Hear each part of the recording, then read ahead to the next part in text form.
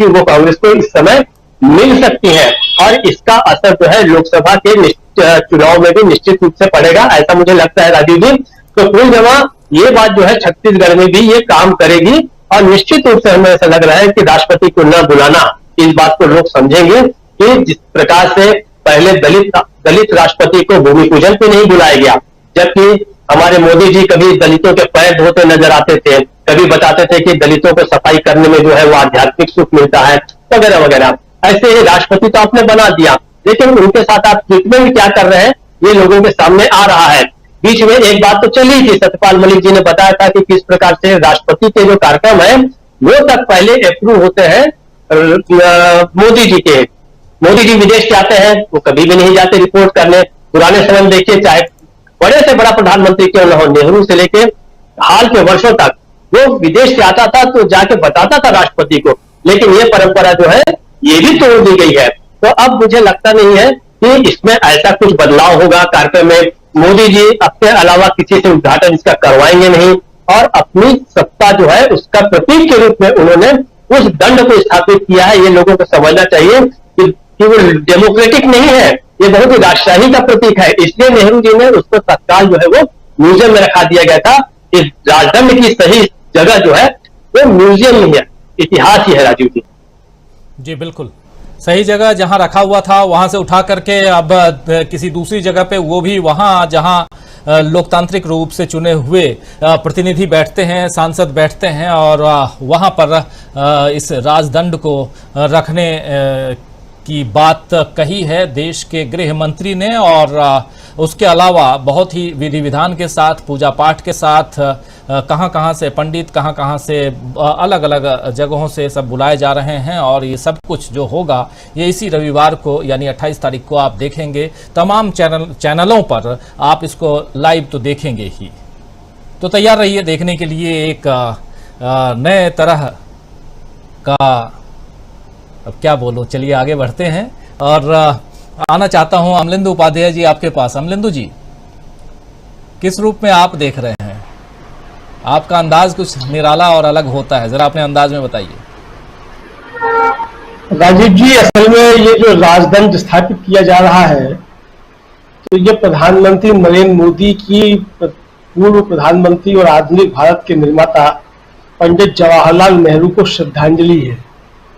और पंडित नेहरू का भूत जिस तरीके से भारतीय जनता पार्टी के सिर पर हर समय मंडराता रहता है, तो ये उसको स्थापित करने की वहां एक चेष्टा की जा रही है कि पंडित नेहरू ने ये राजदंड जो था वो हासिल किया था, तो वह मोदी जी ने लाके यहाँ लगा दिया है। अब पता नहीं इसके पीछे क्या मंशा है, कि मुझे लगता है कि पंडित नेहरू का भूत जो है वो सिर पर चढ़ करके बोल रहा है इस समय बहुत तेजी के साथ।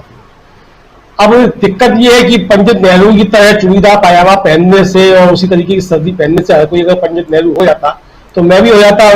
जोशियों ने मेरी जन्मपत्री देखी तो बताया कि पंडित नेहरू की और चंगेज खां की और मेरी जन्मपत्री एक सी, लेकिन मैं तो नहीं हूँ जब पंडित नेहरू। अब सदरी पहनने से और चूड़ीदार पायजामा पहनने से हो जाऊं तो मैं भी हो जाऊंगा, बहरहाल है। लेकिन राजीव जी, इसके पीछे भी आप देखिए कितना शातिर दिमाग काम करता है भारतीय जनता पार्टी का। आपको देखने की आवश्यकता ये है कुल मिला के, और वो देखने की आवश्यकता ये है कि जब कल हमारे गृह मंत्री जी जो थे वो प्रेस वार्ता कर रहे थे, तो उन्होंने बताया कि पूरे वैदिक रीति रिवाज के साथ जो है ये स्थापित किया जाएगा। और पुजारी कहां से आएंगे? दक्षिण से, तमिलनाडु से। और तमिलनाडु में क्या वैदिक संस्कार चलते हैं? नहीं चलते हैं, वहां द्रविड़ संस्कृति है। तो द्रविड़ों के ऊपर वैदिक सभ्यता लादने की कोशिश जो है ये इसका भी एक प्रतीक है। अब अगर तमिलनाडु के लोग इसको समझ सकते हैं तो समझने कि भाई द्रविड़ियन संस्कृति के ऊपर जो है किस तरीके से वैदिक संस्कृति हावी की जाएगी।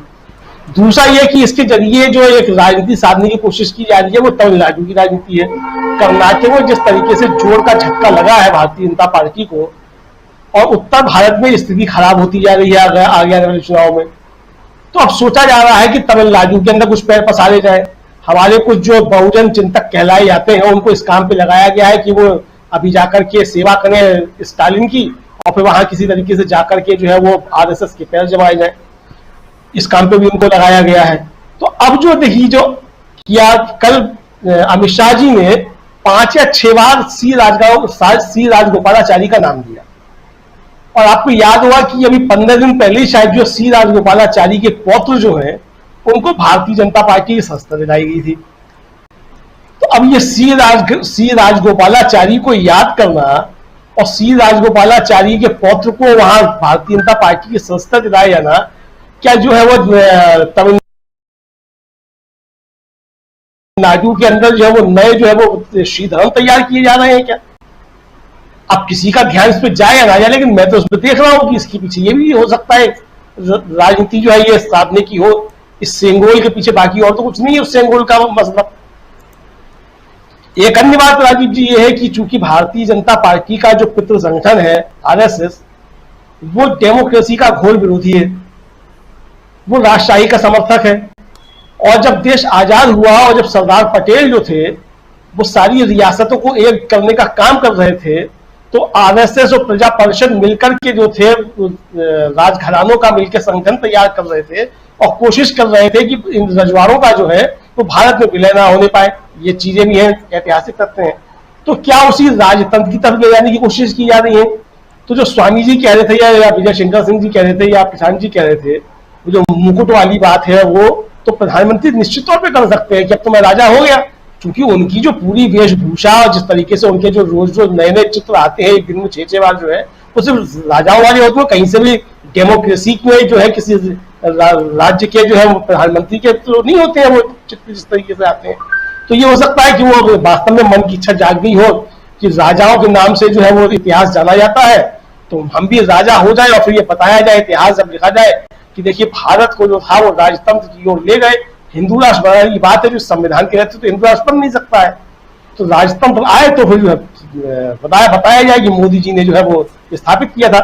कल अमित शाह जी ने एक बात और कही थी, उसकी तरफ जो है ध्यान देने की आवश्यकता है और इसके पीछे सारे षड्यंत्र की पूंछ है वो दिखाई पड़ती है। उन्होंने कहा कि असली आजादी जो है वो कब आती है, ये इस पे उनकी इस वाक्य पे गौर करने की आवश्यकता है।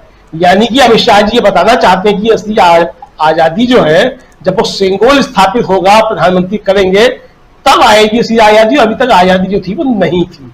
अब जिसको जो ग्रहण करना है वो ग्रहण करे।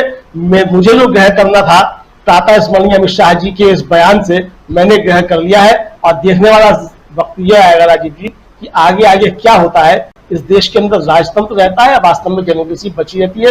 विपक्ष जिस बात की बार बार उल्लेख कर रहा है कि डेमोक्रेसी खतरे में है, और जो 19 विपक्षी दलों का पत्र है और आज खड़गे जी का जो बयान है कि प्रधानमंत्री ने संसदीय परंपराओं को तोड़ा है, निश्चित तौर पर वो खतरे जो है वो साफ तौर पर दिखाई पड़ रहे हैं। ये सिर्फ एक संसद भवन के उद्घाटन का मसला नहीं है, ये जो भारतीय जनता पार्टी की जो मुख्य मानसिकता है दलितों और आदिवासियों के विरोध की और मनुस्मृति को लागू करने की, उसका धीरे धीरे जो है ये प्रस्फुटन हो रहा है। स्वामी जी आपको भी ऐसे ही लगता है? देखिए राजीव जी, मुझे ऐसा लगता है, मैं ये कल्पना कर रहा था कि छत्रपति शिवाजी और जो चक्रव्यूह है उसकी रचना जो होती थी उस समय आज के परिवेश से अगर उसकी तुलना की जाए तो क्या स्थिति होती। देखिए छत्रपति शिवाजी की रणनीति होती थी, सेना उनकी छोटी होती थी, लेकिन वो चारों तरफ से घेर कर झपट पड़ती थी। और ये चक्रव्यूह का सिद्धांत था कि दुश्मन को अंदर आने दो और जब वो अंदर आ जाए तो चारों तरफ से घेर लो। आज जो मैं राजनीतिक परिवेश राजीव जी देख रहा हूं, बिल्कुल उसी प्रकार का होता जा रहा है।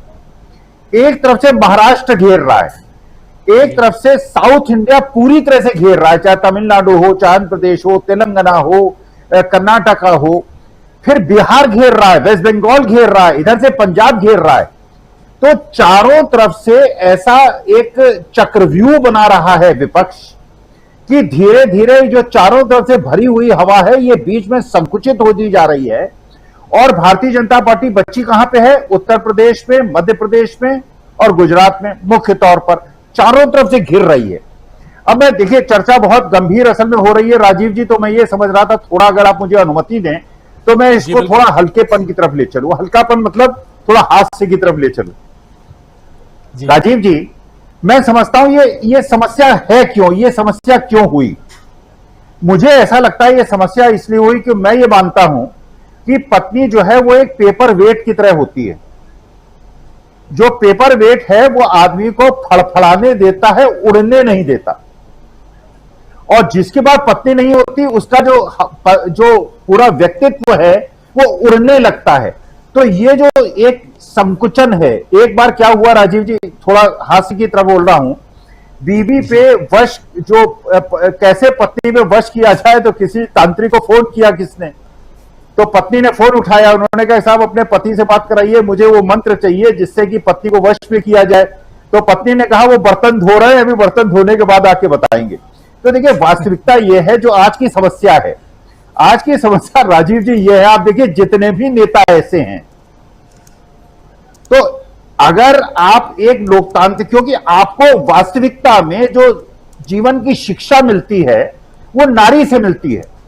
आपको अपनी जो प्रथम गुरु है, आपकी जीवन की प्रथम गुरु टीचर्स ने तो बाद में पढ़ाया, जो अक्षर ज्ञान आपको कराया, जो शब्द ज्ञान आपको कराया, जो चलना आपको सिखाया, खाना आपको सिखाया, वो आपकी मां ने सिखाया।